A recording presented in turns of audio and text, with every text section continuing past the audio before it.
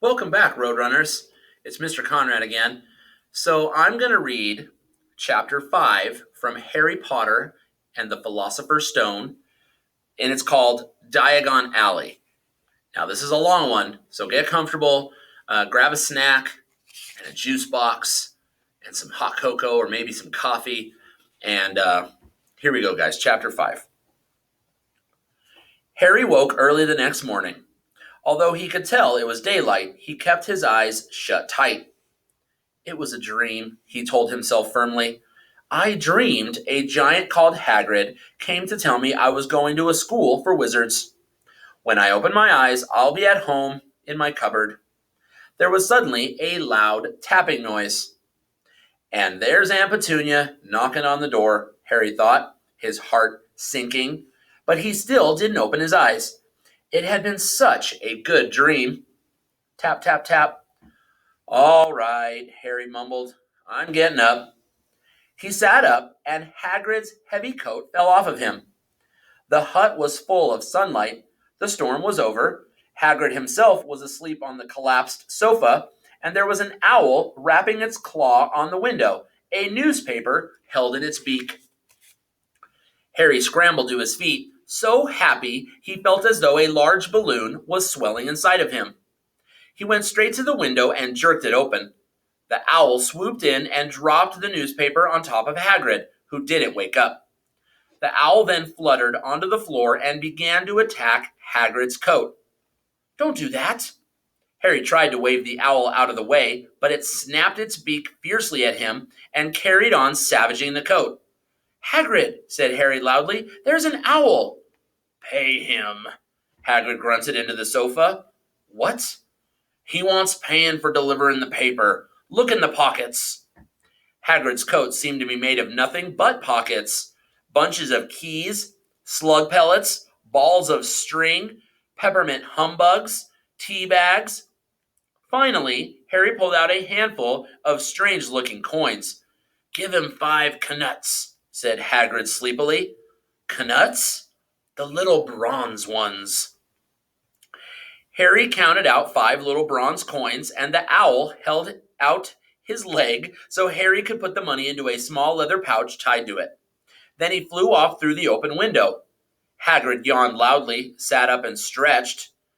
Best be off, Harry. Lots to do today. Gotta get up to London and buy all your stuff for school.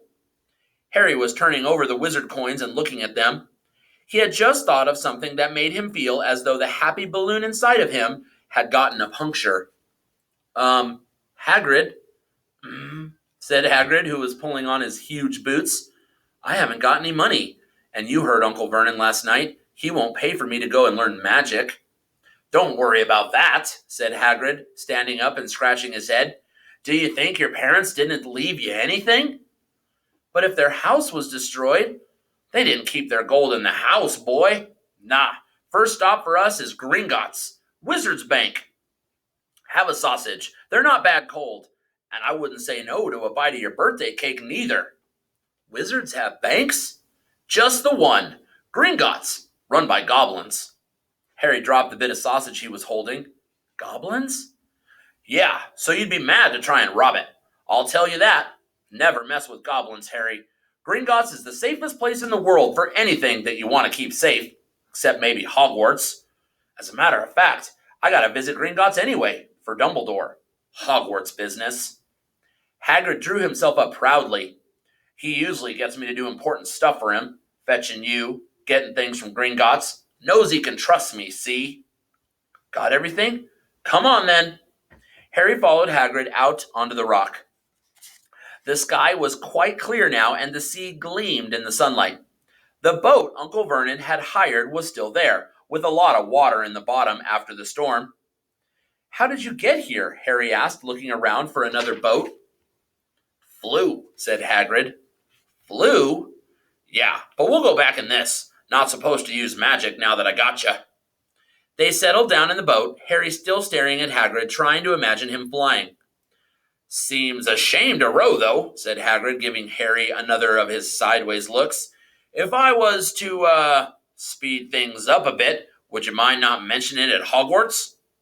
Course not, said Harry, eager to see some more magic. Hagrid pulled out the pink umbrella again, tapped it twice on the side of the boat, and they sped off toward land. Why would you be mad to try and rob Gringotts? Harry asked. Spells, enchantments, said Hagrid, unfolding his newspaper as he spoke. They say there's dragons guarding the high security vaults. And then you gotta find your way. Gringotts is hundreds of miles under London, see? Deep under the underground. You'd die of hunger trying to get out, if you even did manage to get your hands on summit. Harry sat and thought about this while Hagrid read his newspaper, The Daily Prophet. Harry had learned from Uncle Vernon that people liked to be left alone while they did this, but it was very difficult. He'd never had so many questions in his life. Ministry of Magic messing things up as usual, Hagrid muttered, turning the page. There's a Ministry of Magic? Harry asked before he could stop himself. Course, said Hagrid. They wanted Dumbledore for minister, of course, but he'd never leave Hogwarts. So old Cornelius Fudge got the job. Bungler if ever there was one. So he pelts Dumbledore with owls every morning, asking for advice. But what does a Ministry of Magic do? Well, their main job is to keep it from the Muggles that there's still witches and wizards up and down the country. Why? Why? Blimey, Harry, everyone would be wanting magic solutions to their problems. Nah, we're best left alone. At this moment, the boat bumped gently into the harbor wall. Hagrid folded up his newspaper, and they clambered up the stone steps onto the street. Passersby stared a lot at Hagrid as they walked through the little town to the station. Harry couldn't blame them. Not only was Hagrid twice as tall as anyone else, he kept pointing at perfectly ordinary things like parking meters and saying loudly, See that, Harry? The things these muggles dream up, eh? Hagrid, said Harry, panting a bit as he ran to keep up. Did you say there are dragons at Gringotts? Well, so they say, said Hagrid. Crikey, I'd like a dragon. You'd like one? Wanted one ever since I was a kid. Here we go. They had reached the station. There was a train to London in 5 minutes' time. Hagrid, who didn't understand muggle money, as he called it, gave the bills to Harry so he could buy their tickets. People stared more than ever on the train. Hagrid took up 2 seats and sat knitting what looked like a canary yellow circus tent. Still got your letter, Harry? He asked as he counted stitches. Harry took the parchment envelope out of his pocket.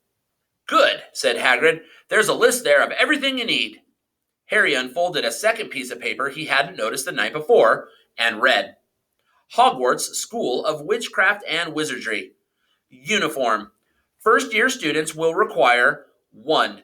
3 sets of plain work robes, black.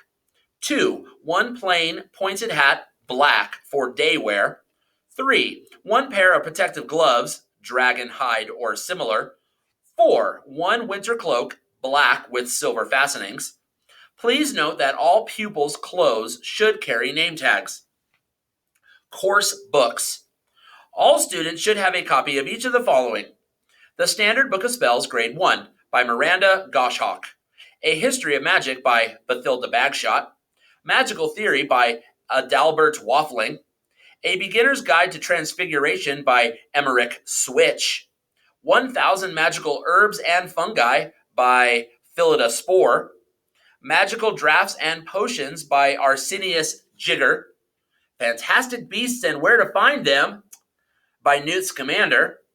The Dark Forces, A Guide to Self-Protection by Quentin Trimble. Other equipment.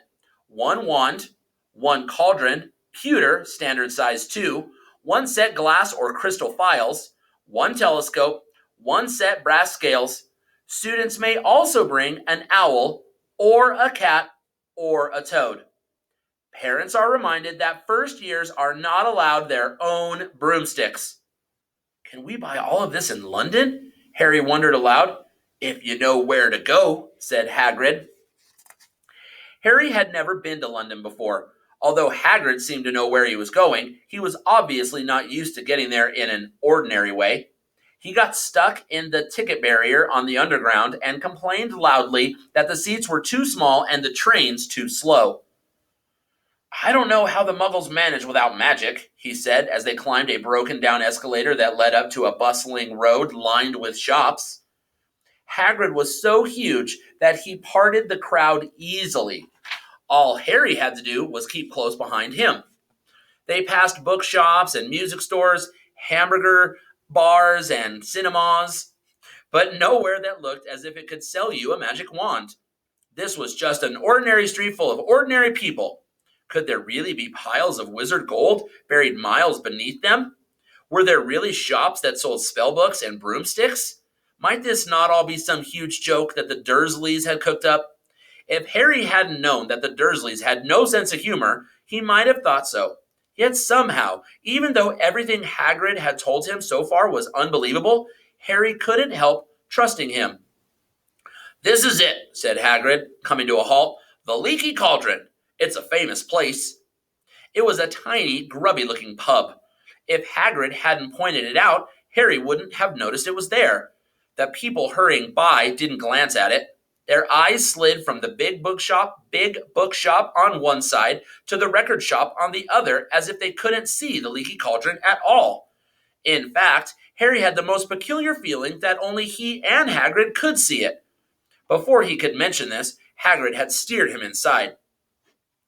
For a famous place, it was very dark and shabby.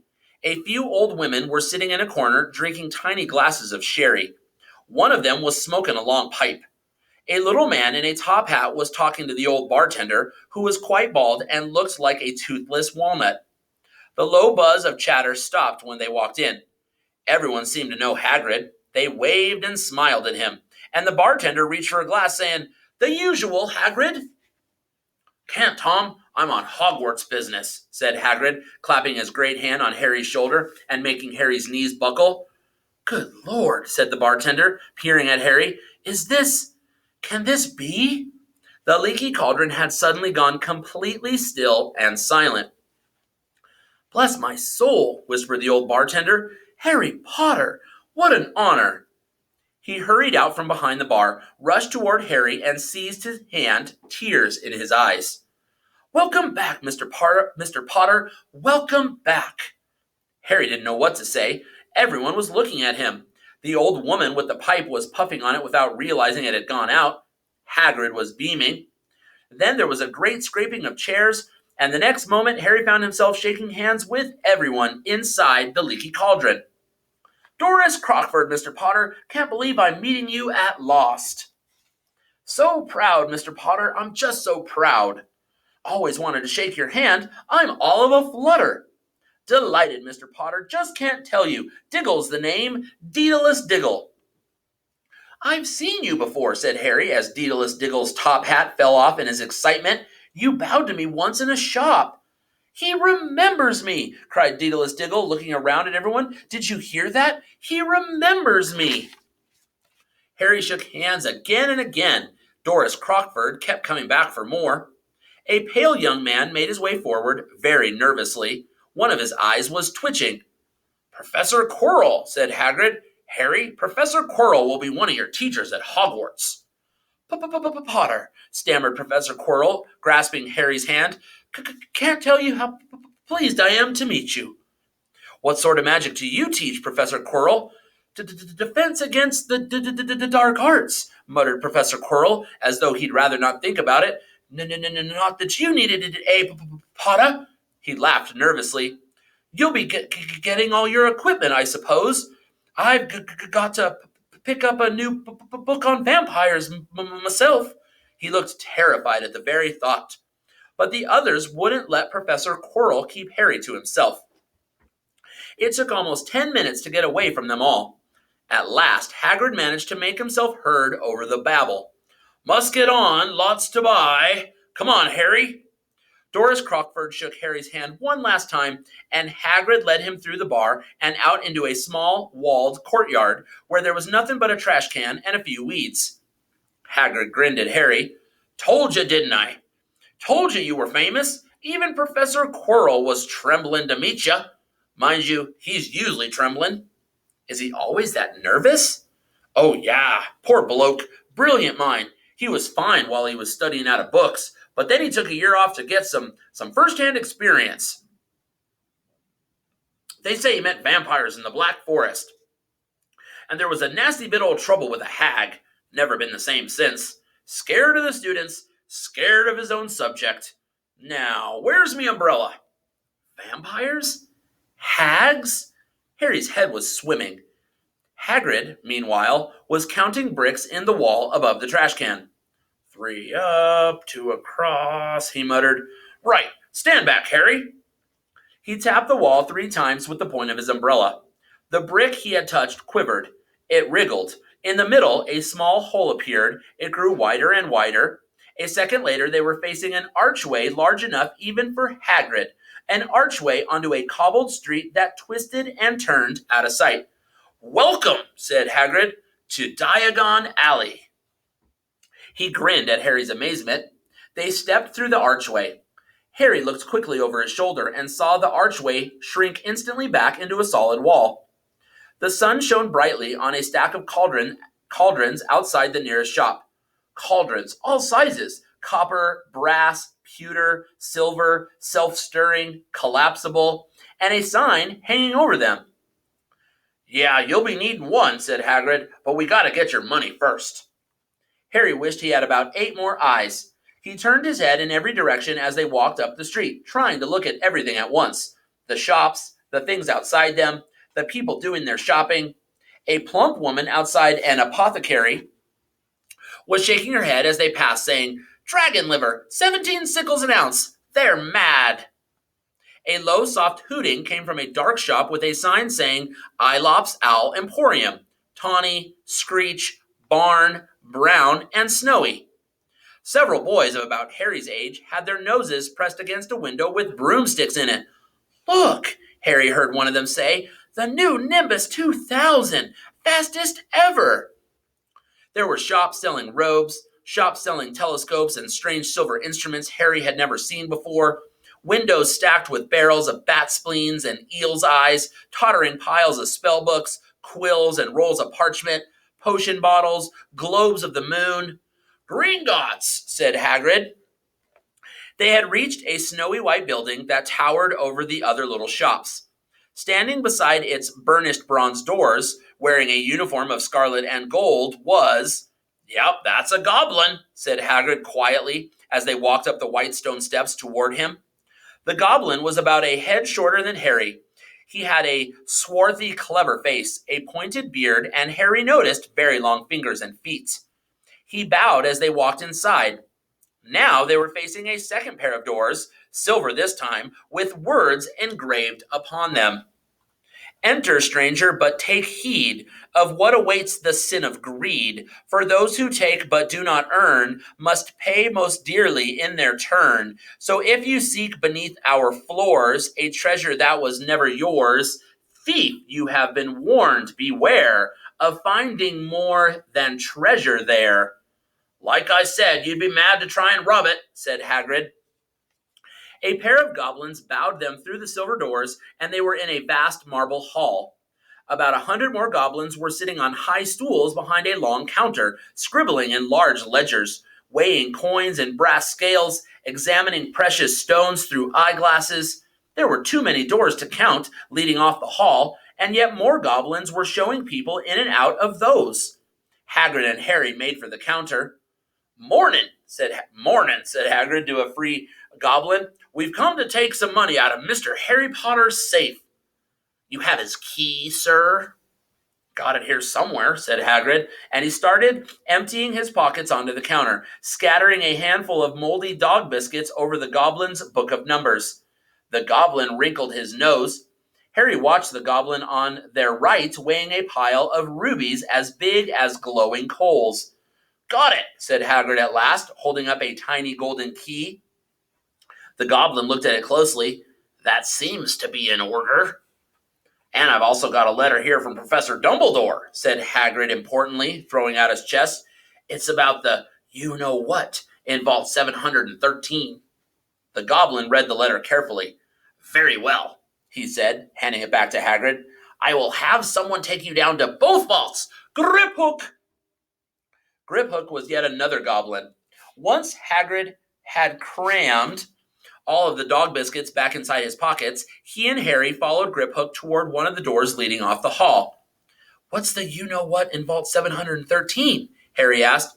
Can't tell you that, said Hagrid mysteriously. Very secret. Hogwarts business. Dumbledore's trusted me. More'n my job's worth to tell you that. Griphook held the door open for them. Harry, who had expected more marble, was surprised.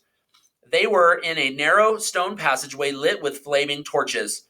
It sloped steeply downward, and there were little railway tracks on the floor. Griphook whistled, and a small cart came hurtling up the tracks toward them.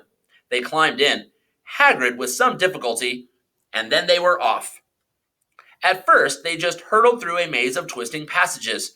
Harry tried to remember left, right, left, middle fork, right, left, but it was impossible.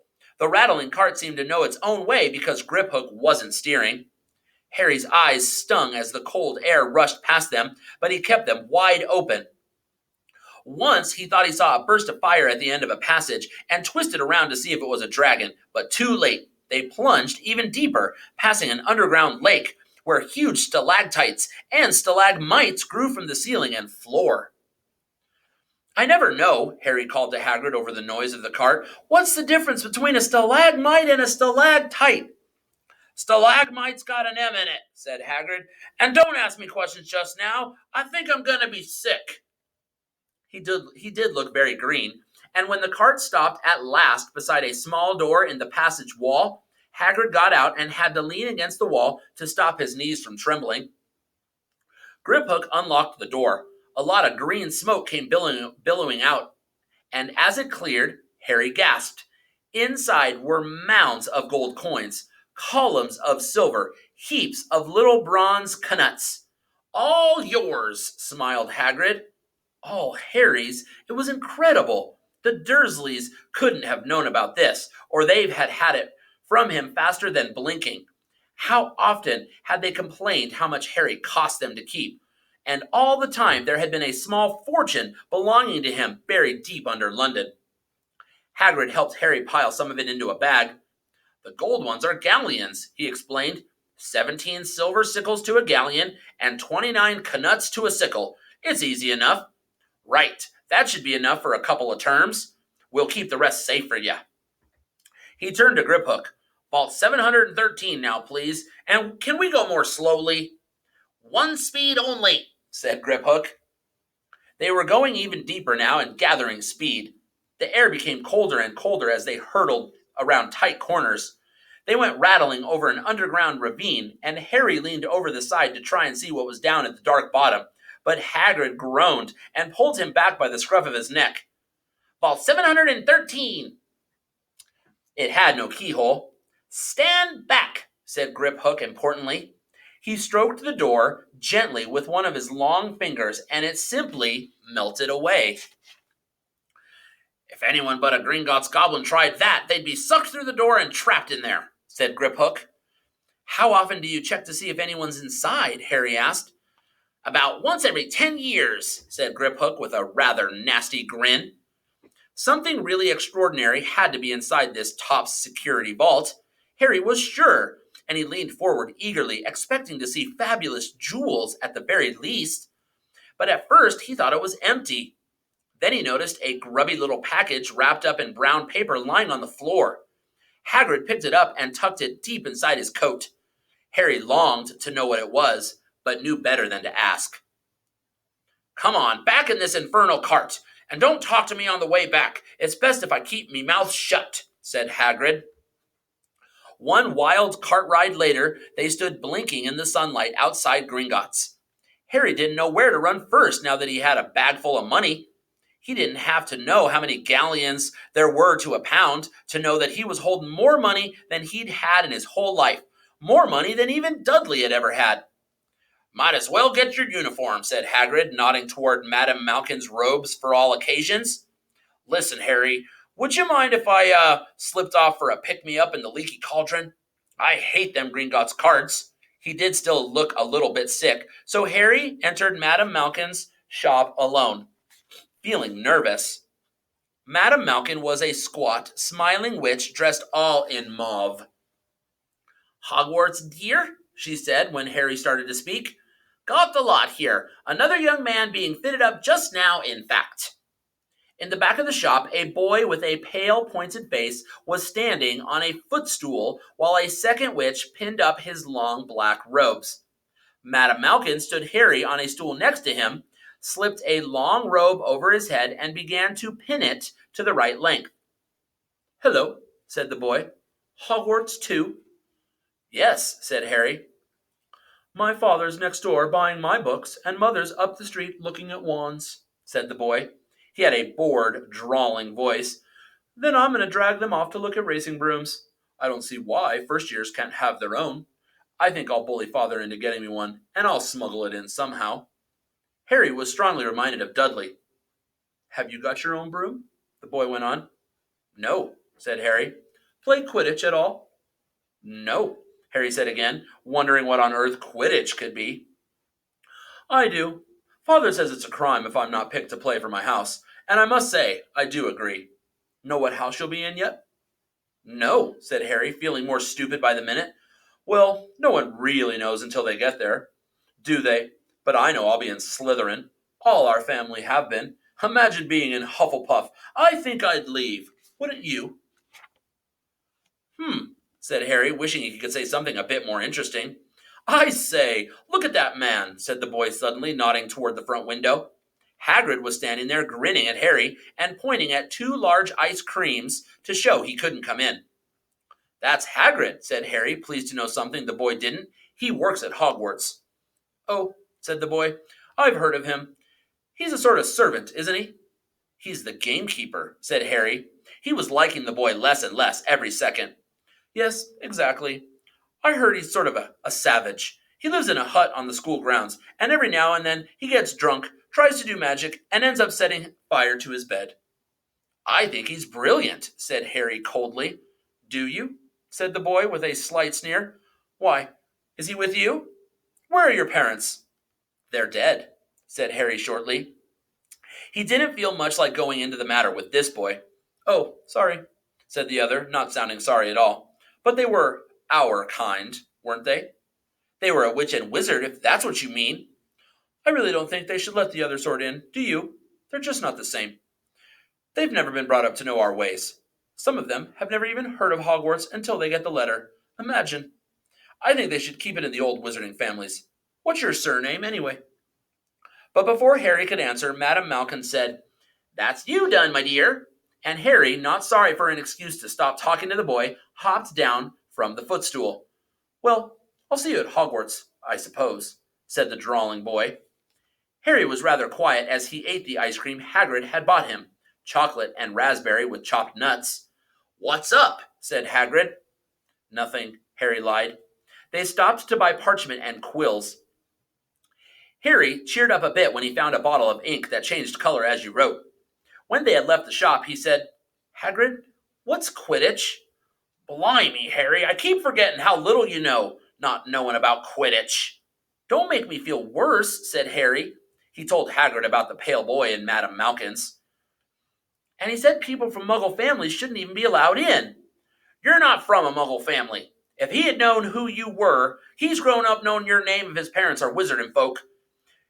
You saw what everyone in the Leaky Cauldron was like when they met you.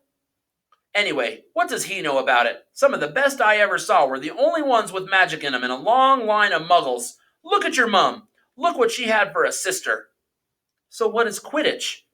"It's our sport. Wizard sport.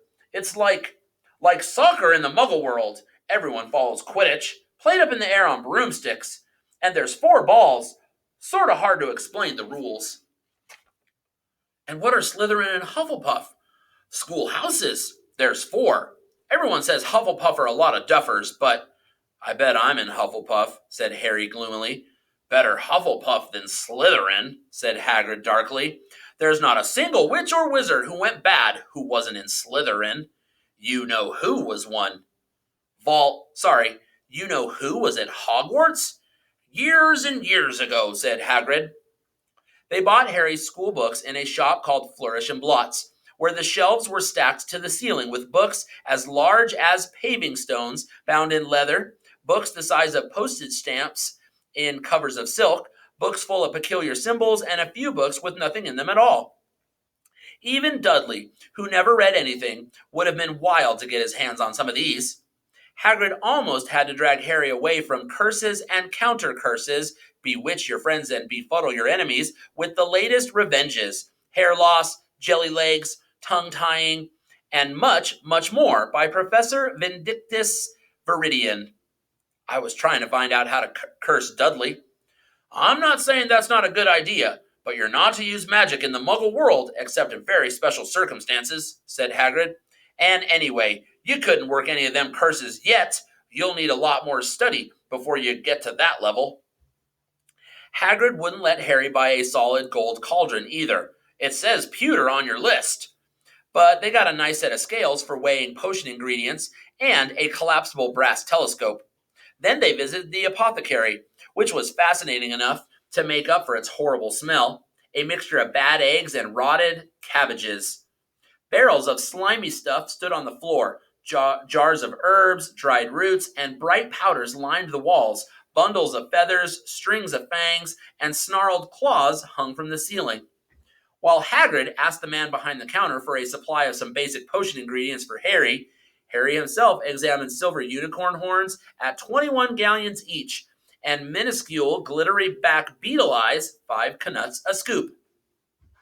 Outside the apothecary, Hagrid checked Harry's list again. Just your wand left. Oh yeah, and I still haven't got you a birthday present. Harry felt himself go red. You don't have to. I know I don't have to. Tell you what, I'll get your animal. Not a toad. Toads went out of fashion years ago. You'd be laughed at. And I don't like cats. They make me sneeze. I'll get you an owl. All the kids want owls. They're dead useful. Carry your mail and everything. 20 minutes later, they left Aelop's Owl Emporium, which had been dark and full of rustling and flickering jewel-bright eyes. Harry now carried a large cage that held a beautiful snowy owl, fast asleep with her head under her wing. He couldn't stop stammering his thanks, sounding just like Professor Quirrell. Don't mention it, said Hagrid gruffly. Don't expect you've had a lot of presents from them Dursleys. Just Ollivanders left now. Only place for wands, Ollivanders. And you gotta have the best wand. A magic wand. This was what Harry had been really looking forward to. The last shop was narrow and shabby. Peeling gold letters over the door read Ollivanders, makers of fine wands since 382 BC. A single wand lay on a faded purple cushion in the dusty window. A tinkling bell rang somewhere in the depths of the shop as they stepped inside. It was a tiny place, empty except for a single spindly chair that Hagrid sat on to wait. Harry felt strangely as though he had entered a very strict library. He swallowed a lot of new questions that had just occurred to him and looked instead at the thousands of narrow boxes piled neatly right up to the ceiling. For some reason, the back of his neck prickled. The very dust and silence in here seemed to tingle with some secret magic. Good afternoon, said a soft voice. Harry jumped. Hagrid must have jumped too, because there was a loud crunching noise, and he got quickly off the spindly chair. An old man was standing before them, his wide, pale eyes shining like moons through the gloom of the shop. Hello, said Harry awkwardly. Ah, yes, said the man. Yes, yes. I thought I'd be seeing you soon, Harry Potter. It wasn't a question. You have your mother's eyes. It seems only yesterday she was in here herself, buying her first wand. 10 1/4 inches long, swishy, made of willow. Nice wand for charm work. Mr. Ollivander moved closer to Harry. Harry wished he would blink. Those silvery eyes were a bit creepy. Your father, on the other hand, favored a mahogany wand. 11 inches, pliable, a little more power, and excellent for transfiguration. Well, I say your father favored it. It's really the wand that chooses the wizard, of course. Mr. Ollivander had come so close that he and Harry were almost nose to nose. Harry could see himself reflected in those misty eyes. And that's where... Mr. Ollivander touched the lightning scar on Harry's forehead with a long white finger. I'm sorry to say I sold the wand that did it, he said softly. 13 1/2 inches.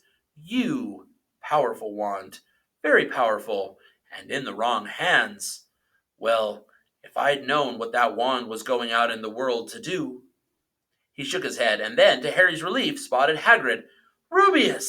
Rubeus Hagrid! How nice to see you again. Oak? 17 inches.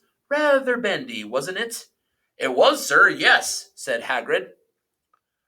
Good wand, that one, but I suppose they snapped it in half when you got expelled, said Mr. Ollivander, suddenly stern. Yes. Yes, they did. Yes, said Hagrid, shuffling his feet. I've still got the pieces, though, he added brightly.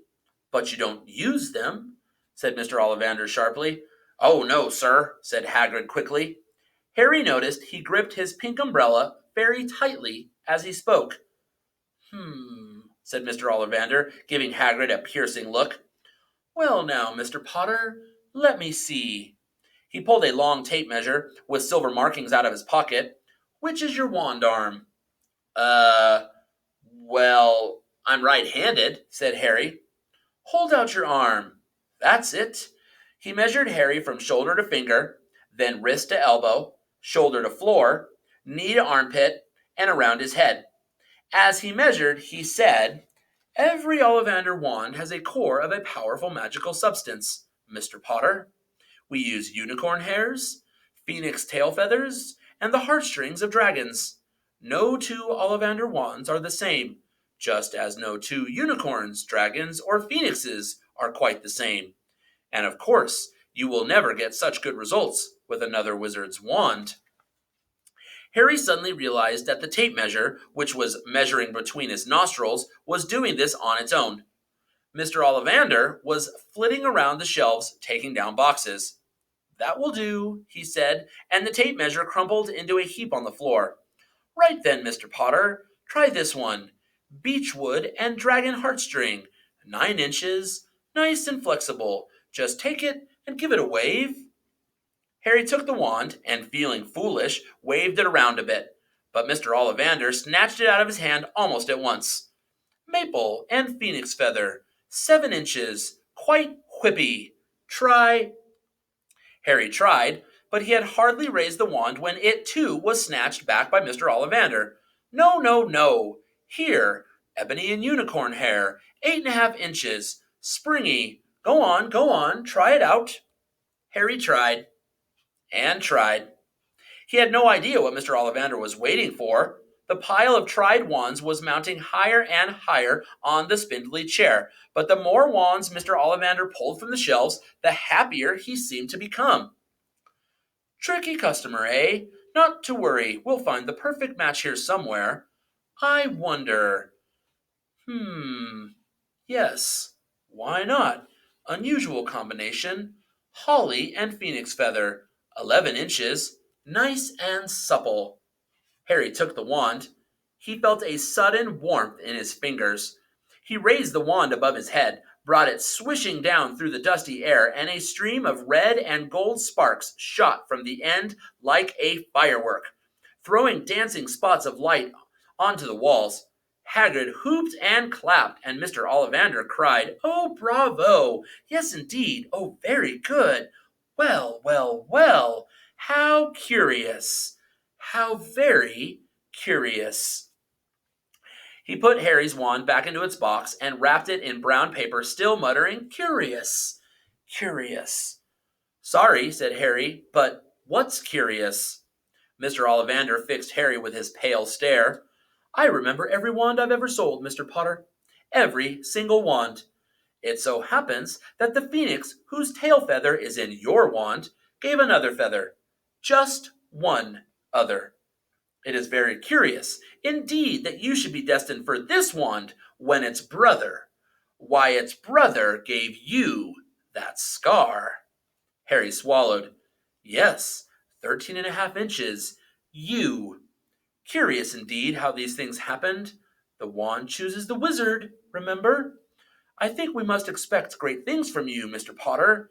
After all, he who must not be named did great things. Terrible, yes, but great. Harry shivered. He wasn't sure he liked Mr. Ollivander too much. He paid 7 gold galleons for his wand, and Mr. Ollivander bowed them from his shop.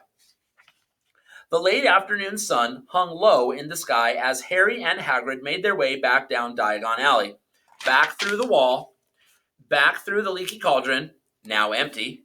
Harry didn't speak at all as they walked down the road. He didn't even notice how much people were gawking at them on the underground, laden as they were with all their funny-shaped packages, with the snowy owl asleep in its cage on Harry's lap. Up another escalator, out into Paddington Station. Harry only realized where they were when Hagrid tapped him on the shoulder.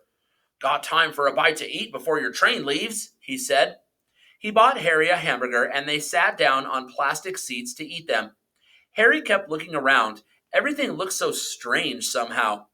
"You all right, Harry? You're very quiet," said Hagrid. Harry wasn't sure he could explain. He just had the best birthday of his life, and yet he chewed his hamburger, trying to find the words. "Everyone thinks I'm special," he said at last. "All those people in the leaky cauldron, Professor Quirrell, Mr. Ollivander, but I don't know anything about magic at all.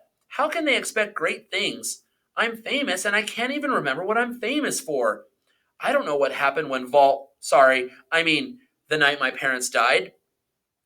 Hagrid leaned across the table. Behind the wild beard and eyebrows, he wore a very kind smile. "Don't you worry, Harry. You'll learn fast enough. Everyone starts at the beginning at Hogwarts. You'll be just fine. Just be yourself. I know it's hard. You've been singled out, and that's always hard. But you'll have a great time at Hogwarts. I did. Still do, 's matter of fact." Hagrid helped Harry onto the train that would take him back to the Dursleys, then handed him an envelope. "Your ticket for Hogwarts," he said. "1st of September, King's Cross. It's all on your ticket. Any problems with the Dursleys, send me a letter with your owl. She'll know where to find me. See you soon, Harry." The train pulled out of the station. Harry wanted to watch Hagrid until he was out of sight. He rose in his seat and pressed his nose against the window, but he blinked, and Hagrid had gone. All right, guys, that was chapter 5. Nice and long. I hope you enjoyed it. And the next chapter is chapter 6, The Journey from Platform 9 3/4. And I'm super excited to make that video next. So for my students, don't forget I want you to do your summary paragraph. This one should be a summary essay. That chapter was so long. For everybody else, I hope you are enjoying the story. And I will see you soon for the next chapter. Merry Christmas and have a fantastic day.